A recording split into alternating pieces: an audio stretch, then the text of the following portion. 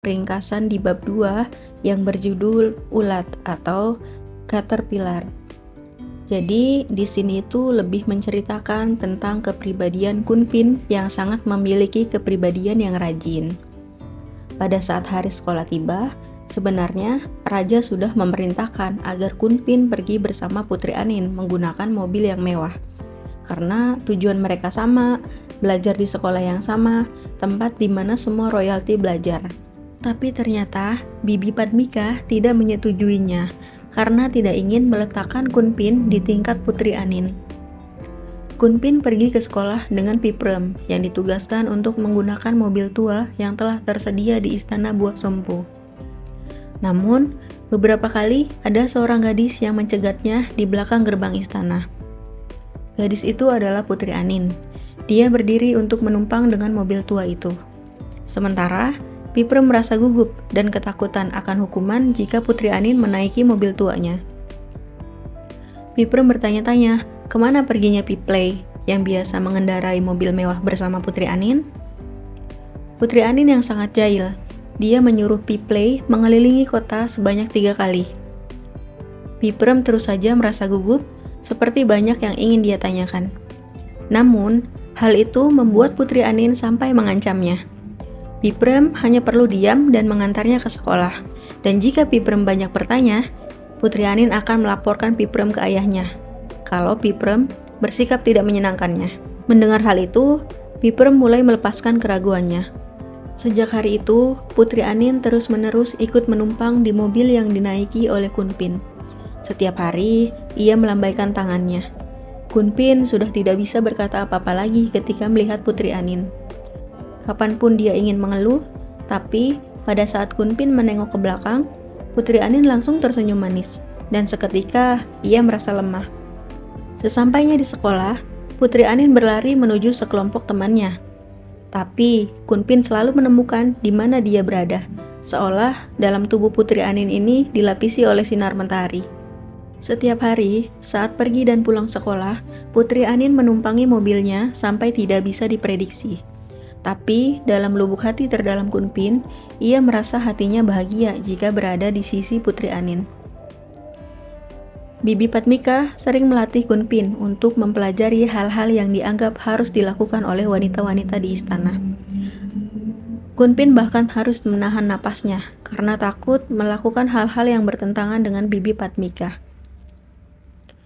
Setelah dipercaya bahwa Kunpin bisa melakukan semuanya sendiri, akhirnya Bibi Padmika mulai membiarkan Kunpin berlatih dengan Meikoi.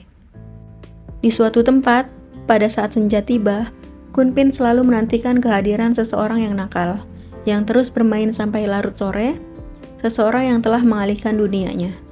Setiap hari, Putri Anin datang untuk menindas Kunpin. Ia menindas agar Kunpin mengajarinya pekerjaan rumah. Kunpin merasa dirinya sakit kepala setiap saat Putri Anin datang membawakan dia buku peribahasa Thailand. Bahkan saat belajar bersama pun, Putri Anin tetap saja cerewet. Kunpin merasa tertekan, bahkan hampir pingsan dibuatnya. Jika seharian tidak ada tanda-tanda kemunculan Putri Anin dan Prik, terkadang Kunpin merasa ini adalah hari keberuntungannya. Tapi meskipun begitu, mata Kunpin terus-menerus mencari dan menantikannya sampai langit berubah menjadi gelap. Setiap hari menjelang tidur, Kunpin menyiapkan buku-buku pelajaran dan memastikan tidak ada yang terlupakan. Kemudian, dia duduk untuk menulis apapun yang tengah dia rasakan. Dia menulis cerita yang selalu menyentuh hatinya. Kunpin pertama kali menulis ketika dia tiba-tiba kehilangan kedua orang tuanya, di mana dia menaruh seluruh yang dia rasakan di dalam buku itu. Setelah selesai menulis, biasanya Kunpin bergegas tidur. Tapi, seringnya Kunpin kesulitan tidur karena dia seringkali tidak sengaja menghubungkan banyak cerita di kepalanya. Walaupun di hari libur, Kunpin tetap bangun subuh-subuh dan melakukan beberapa aktivitas bersama Bibi Padmika. Setelah banyak aktivitas yang dilaluinya, lalu Kunpin pergi sendiri untuk duduk memandangi sekeliling paviliun di depan kolam teratai. Bahkan di sini dia tidak ingin melakukan apa-apa sama sekali. Dia hanya mendesah untuk beberapa waktu yang lama, karena dia resah tidak bertemu dengan seseorang yang dikaguminya dalam beberapa hari ini. Pada saat itu, seseorang dengan suara yang lembut berbisik di telinga Kunpin. "Mengapa kamu terlihat begitu terganggu, Kunpin?" Kunpin yang terkejut segera menjauh darinya, karena dia takut Putri Anin tahu jika jantungnya sedang berdebar ketika berada di dekatnya. Bahkan Kunpin tidak menyadari kedatangan Putri Anin, karena dia tampak tidak memperhatikan sekelilingnya. Sementara Putri Anin yang tengah duduk di tempat yang berbeda, berharap agar Kunpin bisa memperhatikannya. Putri Anin hanya bisa tertawa dan kemudian memberitahu Kunpin agar fokus pada sesuatu yang ia bawa. Jadi, Putri Anin ini membawa sebuah kotak kaca yang berisi ulat di dalamnya. Hal itu membuat Kunpin bergidik kaget dan ketakutan. Kunpin hampir saja tidak bisa berkata apa-apa. Jadi, Putri Anin memberitahu kepada Kunpin bahwa dia telah membaca buku yang mengatakan bahwa seekor ulat itu bisa menjadi kupu-kupu. Lalu, dia segera berlari dan memanjat pohon untuk mengambil ulat-ulat itu dan memamerkannya kepada Kunpin. Putri Anin ingin membuktikan bahwa apa yang dikatakan buku itu adalah benar. Kunpin lagi-lagi menyebut Putri Anin adalah gadis yang aneh. Tetapi walaupun begitu, Kunpin tetap saja tampak penasaran. Putri Anin ini sering sekali penasaran dengan sesuatu hal, sampai ia kadang tidak mentaati peraturan dan larangan. Sementara, Kunpin terus berpikir bahwa Putri Anin itu berbeda dari putri lainnya. Putri lainnya yang terlihat sombong dan angkuh.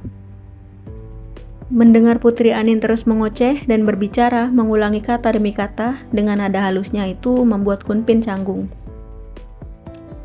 Penasaran dengan ulat yang dibawanya, Kunpin justru bertanya-tanya tentang kabar si ulat itu.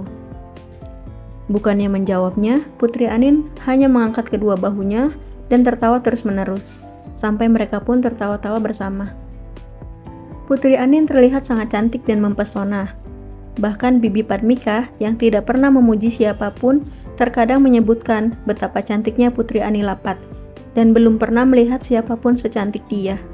Melihat Kunpin yang diam-diam menatap wajah Putri Anin pun bertanya-tanya bahwa apakah ada sesuatu yang salah di wajahnya sampai Kunpin melihatnya seperti itu.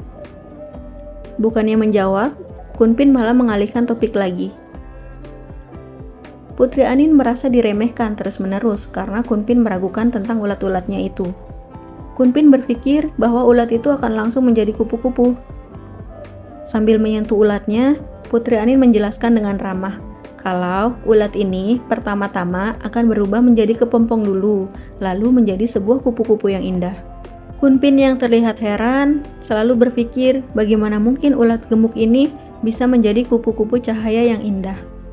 Putri Anin berencana meninggalkan kotak ulatnya itu untuk dititipkan kepada Kunpin agar mengurangi ketidakpercayaan Kunpin. Sementara wajah Kunpin sangat pucat dan membayangkan dirinya bersama ulat-ulat Putri Anin. Katanya, kenapa Kunpin harus merawat ulat-ulat jelek itu? Putri Anin hanya bisa tersenyum dengan matanya yang berbinar cerah.